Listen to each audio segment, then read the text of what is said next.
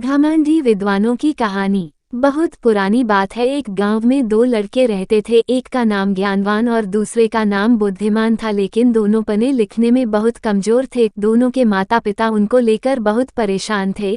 उन्होंने ज्ञानवान और बुद्धिमान को अच्छी शिक्षा देने के लिए बनारस भेज दिया। ज्ञानवान और बुद्धिमान ने बनारस में कुछ वर्ष रहकर अध्ययन किया। अब दोनों ही अच्छी शिक्षा ग्रहण कर विद्वान हो चुके थे। विद्वान होने के साथ ही उनमें इस बात का घमंड भी आ गया था कि वे बहुत विद्वान हैं। हर जगह दोनों ही अपने को अधिक श्रेष्ठ और दूसरे को नीचा दिखलाने का प्रयत्न करते थे। दोनों को कई बार उनके शिक्षकों ने इस बारे में समझाया, किंतु दोनों अपने को ही श्रेष्ठ समझते थे। शिक्षा खत्म होने के बाद दोनों को बनारस से अपने गांव वापस लौटना था। रास्ता बहुत लंबा था। चलते चलते उन्हें रात हो गई और उन्होंने एक गांव में अपना डेरा डाला।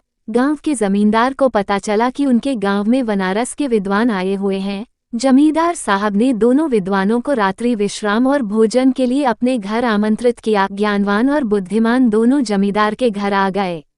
जमींदार ने दोनों के रुकने की अलग अलग व्यवस्था की और स्वादिष्ट पकवान बनवाए। जमींदार पहले ज्ञानवान के पास गया और हालचाल जाना। जमींदार पहले तो ज्ञानवान से बहुत प्रभावित हुआ, किंतु अपने घमंड और बुद्धिमान को नीचा दिखाने के लिए ज्ञानवान जमींदार से बोला, बुद्धिमान तो नाम का बुद्धिमान है, इतने दिन बनारस में रहकर भी वह कुछ नहीं सीखा और अभी भी गधा ही है। ज्ञानवान की बातें जमींदार को अच्छी नहीं लगी। ज्ञानवान से मिलने के बाद वो बुद्धिमान से मिलने गया। बुद्धिमान ने भी ज्ञानवान की तरह ही बातें की और कहा, ज्ञानवान को कोई ज्ञान नहीं है और वह तो बैल है जिसे कुछ नहीं आता। जमींदार दोनों से बहुत निराश हुआ और कुछ देर पश्चात उसने ज्ञानवान और बुद्धिमान को भोजन के लिए बुलाया। दोनों भोजन के लिए आए और जब दोनों को थालियां परोसी गईं तो थाली में घास और भूंसा था। थालियां देखकर दोनों जमींदार पर बहुत क्रोधित होते हुए बोले, आपने यहाँ हमें बेइज्जत करने के लिए बुलाया है?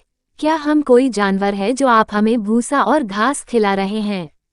जमींदार हाथ जोड़कर बोला, मान्यवर, आप विद्वान हैं और मेरे मेहमान हैं। मेरा उद्देश्य आपके बेइज्जती करना नहीं है। आप दोनों ही विद्वान होकर एक दूसरे को बैल और गधा बोल रहे थे, इसलिए बैल और गधे का जो भोजन पसंद है मैंने आपको भी वही भोजन परोस दिया।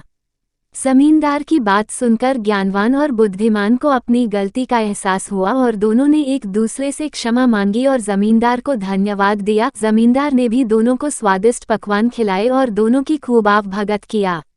शिक्षा कोई कितना ही बड़ा विद्वान क्यों ना हो, अगर दूसरे को नीचा दिखलाने का प्रयत्न करता है तो उसे भी नीचा देखना पड़ता है।